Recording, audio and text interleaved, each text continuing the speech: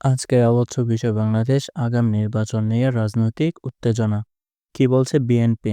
কি বলছে ডক্টর ইউনূস? সব জানতে ভিডিওটি সম্পূর্ণ দেখুন। বাংলাদেশের রাজনীতিতে ফের শুরু হয়েছে নতুন উত্তেজনা। অভ্যন্তরীণকালীন সরকারের প্রধান উপদেষ্টা ডক্টর ইউনূস প্রস্তাব দিয়েছেন নির্বাচন ২০২৬ সালের শুরুতে অনুষ্ঠিত হোক। কিন্তু এই প্রস্তাব সরাসরি প্রত্যাখ্যান করেছেন বিএনপি ও আরও ২০টি রাজনৈতিক দল।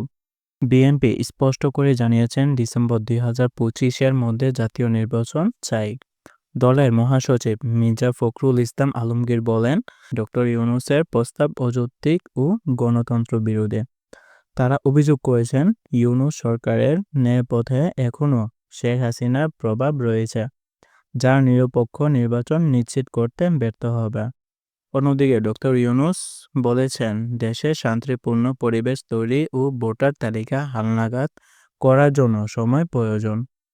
তিনি দাবি করেন, জাতীয় ঐক্য সরকারের অধীনে একটি সুষ্ঠু নির্বাচন দেশের ভবিষ্যতের জন্য মঙ্গলজনক। বিশেষজ্ঞরা বলেছেন, ২০২৪ সালে ছাত্র জনতা আন্দোলনের পর হাসিনার সরকারের পতন হলেও রাজনৈতিক আস্থা এখনও পুরোপুরি ফিরে আসেনি। বিএনপি চায় দ্রুত ক্ষমতা যেতে, আর ইউনূস সরকার চাইছে স্থিতিশীলতা নিশ্চিত করে ধাপে ধাপে নির্বাচন।